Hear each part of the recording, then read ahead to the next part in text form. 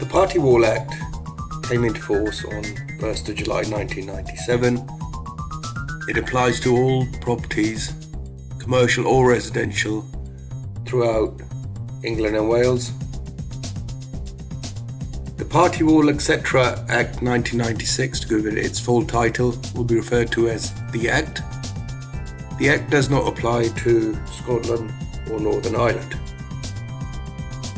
Now, the purpose of the Act is to ensure building owners, people who own the building, can carry out certain works without the need to go to court or stop them from the neighbours taking them to court. It's a dispute resolution procedure to enable building owners to build various types of projects and also offer protection to adjoining owner whose property may be affected by the works. The primary reason for the Act is to enable building works to take place and also ensure the adjoining owner's property is protected.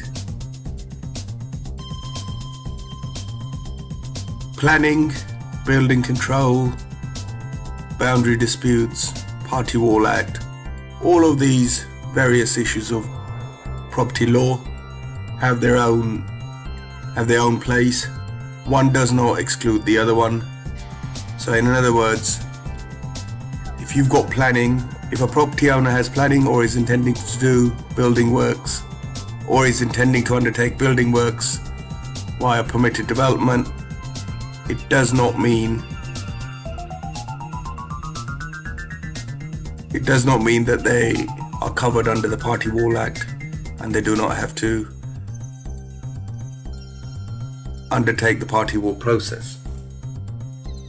The Party Wall Act applies to all properties in England and Wales, whether they're commercial or residential. Party Wall Act is one of those pieces of legislation where the building owner is totally responsible for following the Party Wall Act and cannot be delegated to builders or project managers, and in the end it's the building owner who becomes responsible. A little bit like health and safety and other laws, it falls back to the property owner who carries the ultimate responsibility.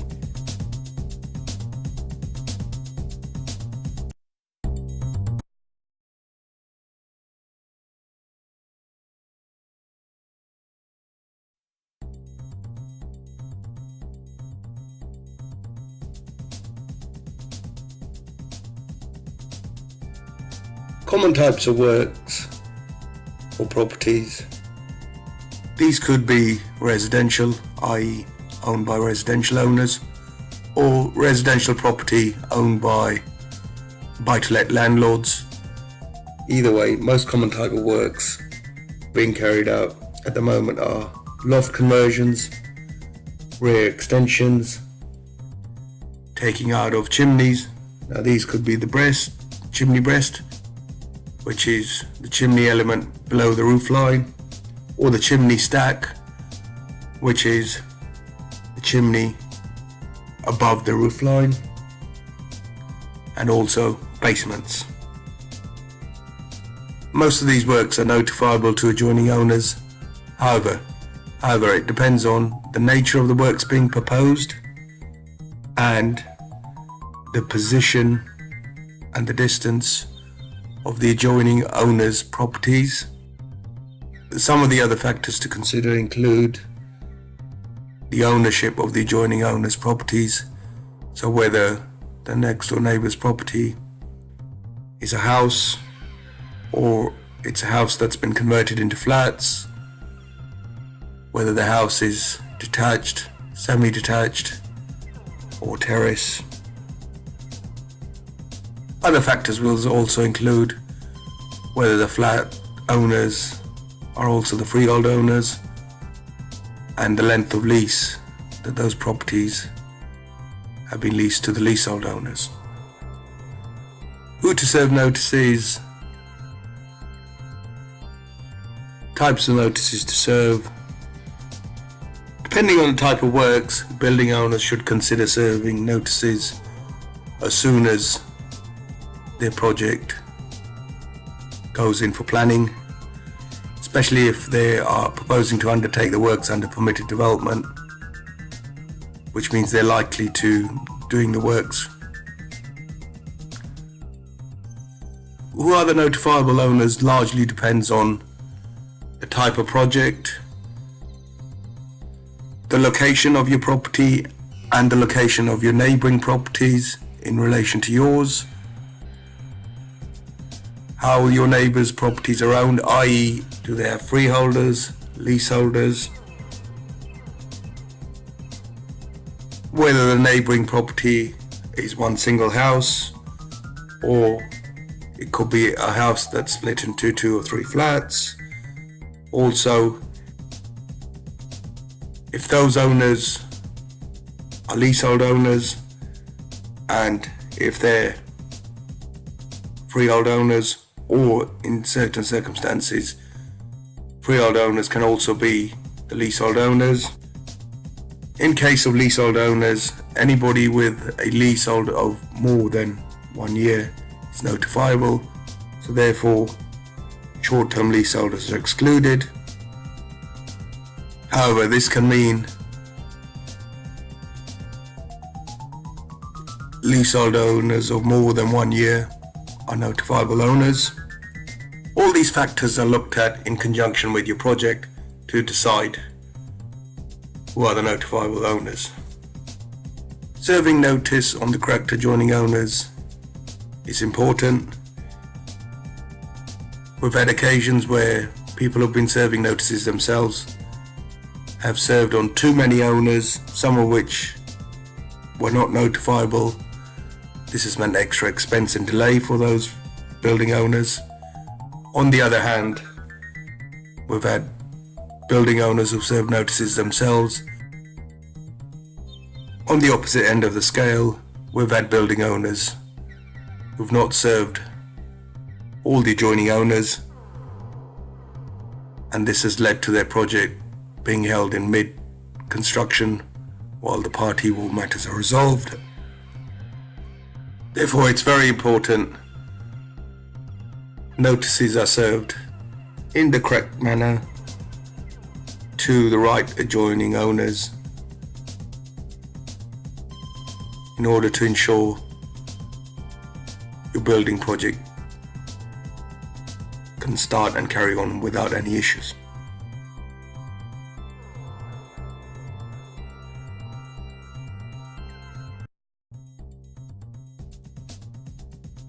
Most common type of works are rear extensions. Most rear extensions will need a Section 6 notice under the Party Wall Act, Section 6(1) to be exact, which is served in order to excavate for foundations and lay drainage.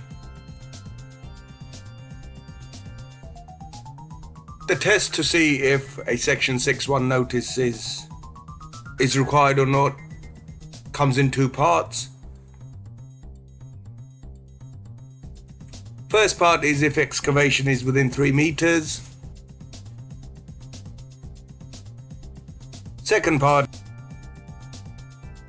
if the excavation is going to a lower level when measured horizontally from the ground compared to the original foundations of the building within 3 meters. There is also a Section 6(2) notice, which is more for probably basements and so forth, and comes into force where the excavations are deeper. The 3 meters are measured horizontally at ground level. Now the next question that comes into mind is, how do I know the depth of my neighbour's building's foundations? Following the heat wave of 1976, due to foundations being quite shallow before that, various buildings showed cracking in the foundations, so that building control regulations were changed, and from then onwards any buildings have a deeper foundation, so that if the building you're thinking is notifiable was built before 1976, it's likely that those foundations will be very shallow, and hence they will be notifiable if they're within 3 meters. If in doubt, it's better to serve a notice in order to avoid delays and disruption to your project. So the cut-off line in mind should be 76/80s. Hence, any buildings built after the 80s are likely to have a deeper foundation, therefore may not be notifiable, at least under section 6.1. If in doubt, it's better to serve. Now, where your house is a terrace house, it's likely that the owners of buildings on both sides will be notifiable. Who are the notifiable owners will be discussed separately as well, but just to touch upon the subject here, if it's a terrace house and you're building a rear extension, you've got two buildings that are notifiable, left and right, assuming the excavation's within 3 meters. Now the owners of those buildings depends on how those buildings are structured. So if you've got flats at the ground level, then the leaseholder for those flats are notifiable, and also the freeholder for each side. In the case of semi-detached houses, the house that's detached will definitely be notifiable. On the other side where there's a difference, it depends how far that difference is. If it's a driveway, driveways are normally approximately 2.4 meters. If your house has a driveway and the adjoining owner house has a driveway, then the distance is likely to be more than 3 meters, hence may not be notifiable. These distances are measured along the ground level horizontally. Again, with semi-detached houses, if the house adjoining your property, it has been converted into flats or is a block of flats, again the leaseholders on the ground level will be notifiable, and also the freeholders of that building.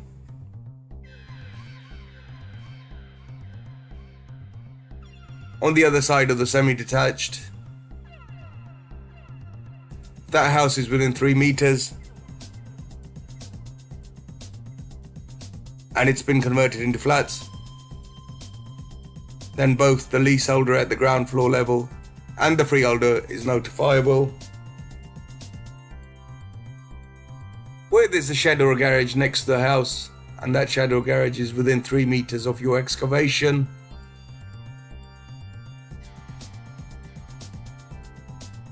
whether that shed is a notifiable structure depends on if it has a foundation. So that if you have a wooden fence that's just sitting on land, that's no foundation, so therefore that's not notifiable.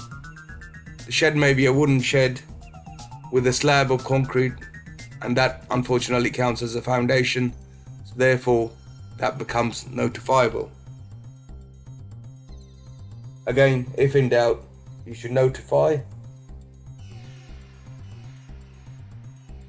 Where you've got a semi-detached or a detached house and the original house is within 3 meters, however there's been an extension in between, the extension will probably have had deeper foundations, but you will still need to measure beyond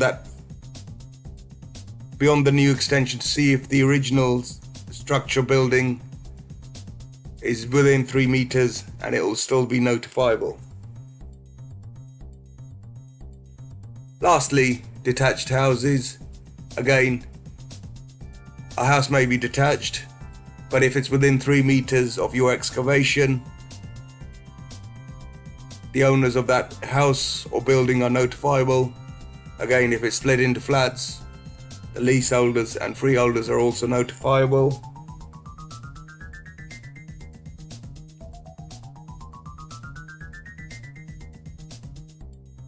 And repeating previously, if there's been a building built since the original house and the original house is still within 3 meters, the owners of that building are notifiable. Again, if it's flats, the freehold and the leasehold owner are notifiable. The other point to remember when you're doing a rear extension, if you're connecting your original house to the extension while removing a rear wall, sometimes this rear wall is removed by inserting a steel into the party wall or inserting a box stroke goalpost steelworks, and will require either the cutting into the party wall or fixing into the party wall. This is notifiable under Section 2 of the Act.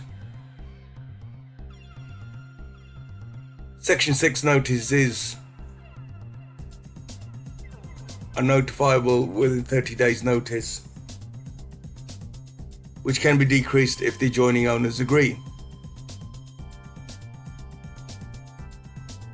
Section 2 of the Act is a 2-month notice, and again can be decreased if the adjoining owners agree. For rear extensions, Section 1 notices may also need to be issued.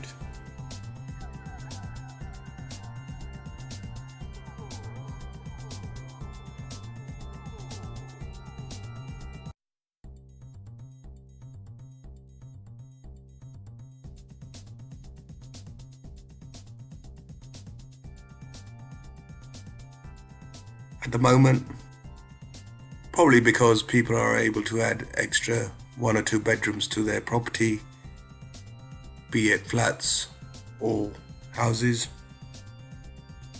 Although each loft conversion is individual to its own project, most common factors are insertion of steels into the party wall to gain floor separation for the purposes of sound acoustics. This type of works is notifiable under the Section 22F of the Act and is a Section 3 notice, for which the normal notice period is 2 months. This notice period can be decreased by the agreement of the 2 owners. Loft conversions can also include notifiable works which are inserting flashing into the adjoining owner's property. The other piece of notifiable work may be removal of plaster, i.e. where you've got a party wall and because of the works being carried out, a refurbishment, plaster may need to be removed.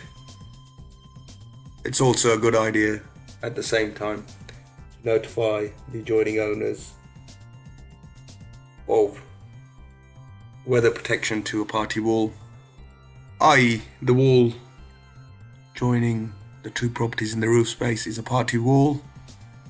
Once you remove your roof for the purposes of constructing a loft, this party wall becomes exposed and may require weatherproofing for a temporary period.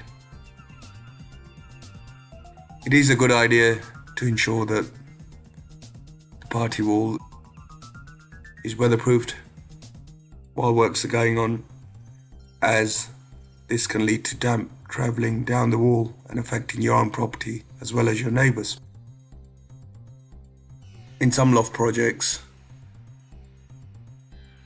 party walls are raised to form dormer cheeks, i.e. side of the walls of the loft conversion, in order to gain extra space. These are permitted under Section 2 of the Act and notifiable via Section 3 notice. However, there can be planning issues, as not all planners understand the term curtilage. This is a similar situation which occurred when permitted development for porches first came into place, and planners assumed that the PD allowance is included, whereas it's actually a separate section.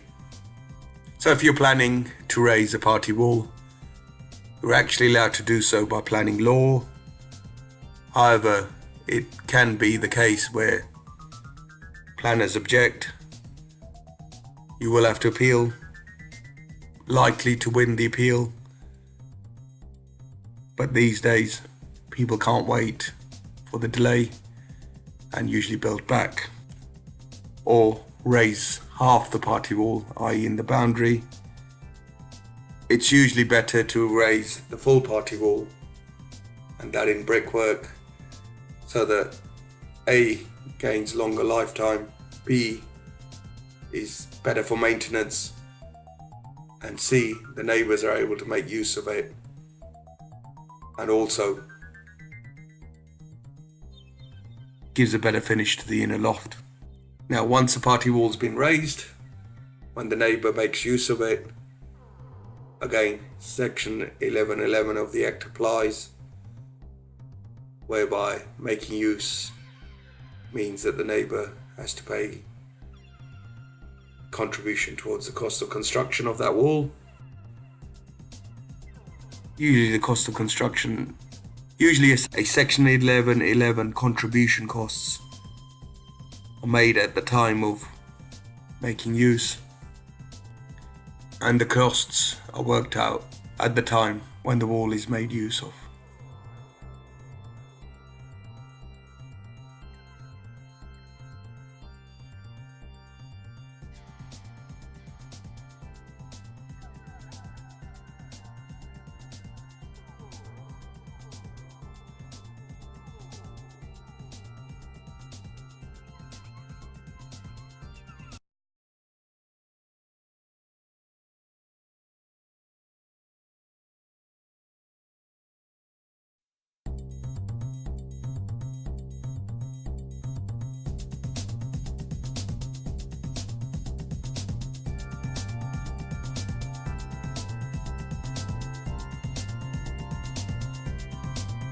Porches. This is quite interesting.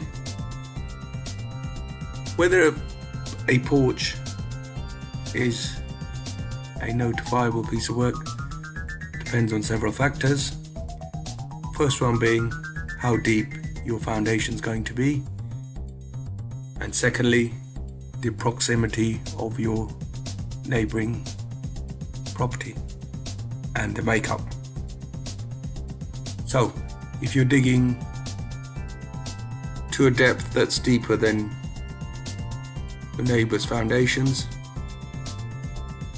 so in the case of Victorian houses, these foundations are fairly shallow, and if your neighbour's house is within 3 meters of your excavation, which is quite likely in case of terrace or semi-detached houses, then this porch project becomes notifiable works. However, most porches are not constructed with very deep foundations, so it may be possible to create a slab foundation where the excavation is not very deep and hence unlikely to go below your neighbour's foundation and may not be within 3 meters of their foundation. Most porch projects are unlikely to cause damage to the neighbouring property. However, the issue to be mindful here is that of boundaries and going beyond your neighbour's boundary.